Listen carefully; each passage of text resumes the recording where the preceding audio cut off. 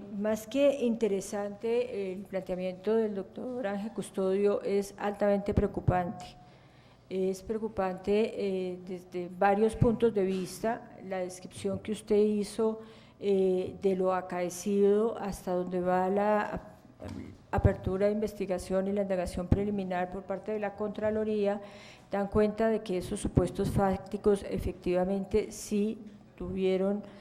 lugar, es decir, sí acaecieron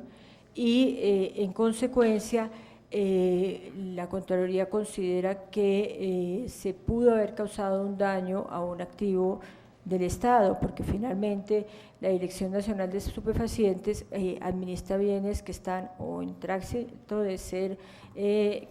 habiendo sido incautados, se les extinguirá el dominio o ya se les ha extinguido. Efectivamente la preocupación pues, de la Contraloría es doble. Por un lado, por la acción de la Dirección Nacional de Estupefacientes. Este es un caso, yo diría, un poco más complejo y más refinado, precisamente por la decisión que se hizo, pero tenemos otros varios ejemplos donde efectivamente se adoptan decisiones. Allí cabe subrayar que este tipo de decisiones gozan de reserva, motivo por el cual pues no podré entrar en mayor detalle. Es más, yo ni siquiera personalmente he leído los documentos, pero se le suministraron con esa condición al delegado, precisamente por los problemas de orden público y por el origen de los recursos y por evitar algo que en la práctica no parece poder evitarse eficientemente, y es el conocimiento de quienes eran sus dueños de cuál va a ser el tipo de transacción que se hará con los bienes extintos. Pero lo importante es que digamos, no es el único caso en que la Contraloría no solamente pues, ha investigado, sino que ha establecido efectivamente responsabilidad por el daño patrimonial al erario público y pues sabemos bien que la Dirección Nacional de Estupefacientes, el Fisco y actualmente el nuevo modelo que utiliza entre otras las inmobiliarias, pues todavía dista mucho de ser un esquema de modelo ideal para preservación de los bienes públicos. Y por otro lado, obviamente como preocupación de lo que se debe preservar por las autoridades de vigilancia y control en lo que tiene que ver, por un lado, en pues, el manejo societario, sobre todo cuando se trata de este tipo de sociedades o corporaciones, y por otro lado, pues por el respeto de los derechos de los acreedores y de la manera como, pues finalmente lo que pareciera que sucedió aquí es que una corporación con unos activos y posiblemente con una valoración que debía ser superior a lo que posiblemente finalmente se dijo por la firma evaluadora, terminó de acuerdo a una valoración que se hizo costando y por lo tanto siendo escindida seguramente de unos de sus activos más valiosos, de tal manera que no solamente pues le quedó el pasivo tributario, la obligación tributaria para con la DIAN a Millonarios, sino que también,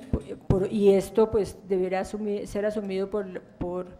la Dirección Nacional de Estupefacientes, nos lo acaba de indicar el director de la DIAN, es obvio, sino además el tema de que incluso después, yo llegué tarde, lamentablemente estaba en el Parlamento Andino, pero me imagino que usted hizo referencia al hecho de que muy probablemente existían expectativas de obtener ulteriores ganancias con esta escisión, dejando digamos lo activo de un lado y el pasivo del otro, pero lo cierto es que objetivamente sí hubo una transacción posterior, no sé si usted la refirió, por un monto de 7.000 millones de pesos, y pues de esta rentabilidad no se le dio cuenta ni tuvo ningún provecho la Dirección Nacional de Estupefacientes. De tal manera que preliminarmente estamos ya hablando de la suma a que asciende el monto tributario. Nosotros teníamos un cálculo, pero si va a haber un acuerdo de pago, pues no quiero congelar la cifra dando un monto determinado. sino a eso tenemos que sumarle lo que resultó de esa posterior operación de enajenación de acciones que arrojó un ingreso de 7.000 millones. Temas que realmente nos preocupan muchísimo en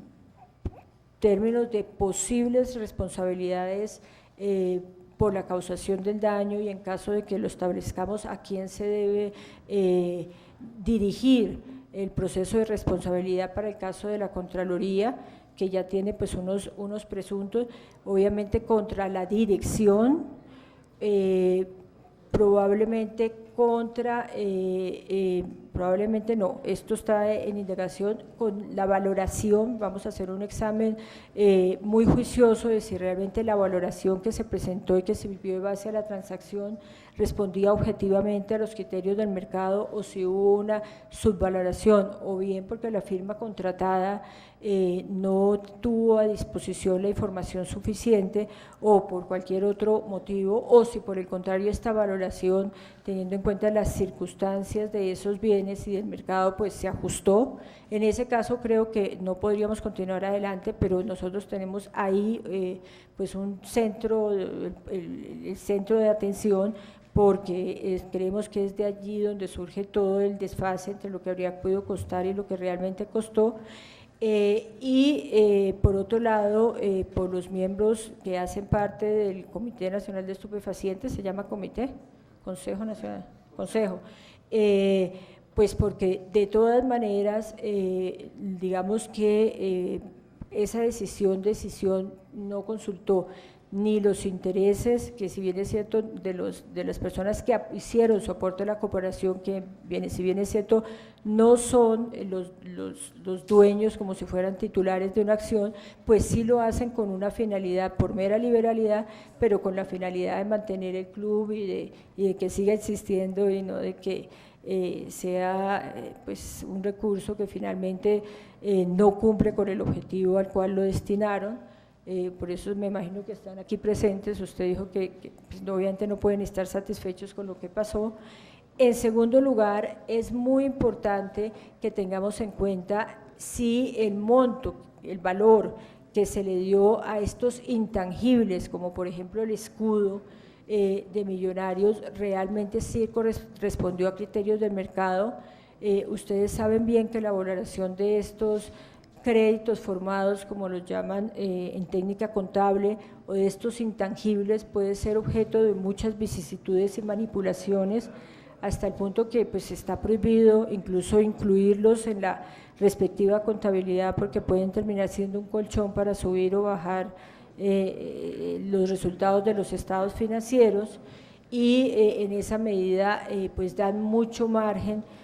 para hacer una subvaloración. Entonces, este es otro aspecto que consideramos que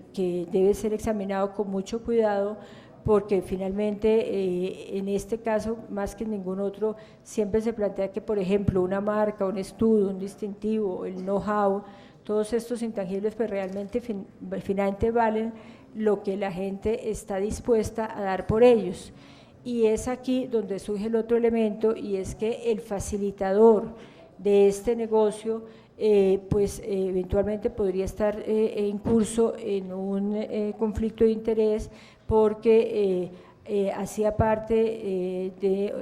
tuvo interés en algún momento. Lo que nosotros estamos verificando es si se produjo simultáneamente o si por el contrario se separó de una de estas empresas con anticipación, pues puede haber una identidad en términos de comprador y vendedor, porque en algún momento perteneció a Millonarios y luego aparece como accionista o tal vez antes, eso es lo que nosotros estamos verificando exactamente, de Azul y Blanco. Entonces, si un elemento importantísimo en establecer el real precio de los intangibles es precisamente saber cuánto valen en el mercado, cuánto la gente piensa que vale un know-how, cuánto vale un escudo, cuánto vale una marca. Si aquí de alguna manera podemos suponer, lo estamos indagando, que teníamos vendedor y comprador en línea directa, pues realmente esto no se sometió a los criterios de publicidad y de oferta y de demanda, de tal manera que pues también sustrajimos a millonarios de la posibilidad de tener conocimiento de realmente cuánto un mercado sano, sin manipulación, hubiera estado dispuesto a pagar efectivamente por este tipo de activos.